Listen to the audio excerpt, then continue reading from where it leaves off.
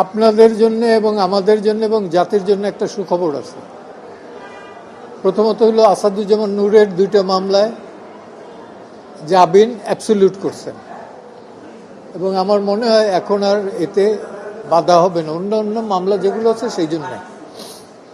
আর গত পার্লামেন্টের গত সরকার সময় যিনি চিফ হুইপ ছিলেন আসম ফিরোজ, তার জামিনের মামলাটাও আদালত অ্যাবসলিউট করেছে। সময়ের সাথে সাথে দেখা দেয় নিত্য নতুন প্রয়োজন। রেডি থাকতে হয় প্রতি মুহূর্ত। তাই এলো ইনোভার, যেন আপনি লাইফে থাকেন রেডি প্রতিদিন।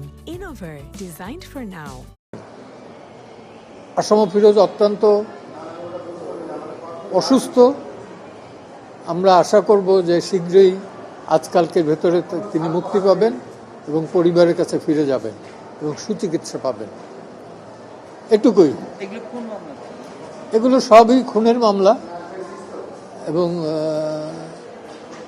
200-500 লোক আছে, এর সাথে আরও লোক আছে। এই স্পেসিফিক এদের অ্যাগেনস্টে কোনো এলিগেশন নাই। আর আসম ফিরোজের যেটা, সেটা ডকুমেন্টস আমাদের কাছে ছিল, কল রেকর্ড। সে ঘটনার দিন ঢাকাতেই ছিল না, ছিল তার এরিয়া বাউফলে, তারপরও দিয়ে দিছে। এই আর কি।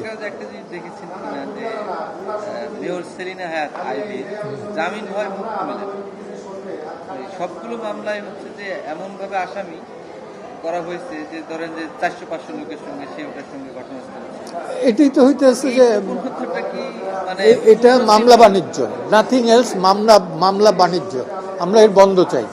আইনের শাসন প্রতিষ্ঠার কথা বললে পরে এই মামলা বাণিজ্য এটা বন্ধ করতে হবে এবং আমরা আশা করি এ ব্যাপারে অন্তত, যেহেতু আইনমন্ত্রী আছেন আসাদুজ্জামান সাহেব, মোহাম্মদ আসাদুজ্জামান সাহেব, উনি মাঠ থেকে রাজনীতি করা একজন লোক এবং একসময় প্রগতিশীল রাজনীতি করতেন, তার দৃষ্টি আমি আকর্ষণ করছি।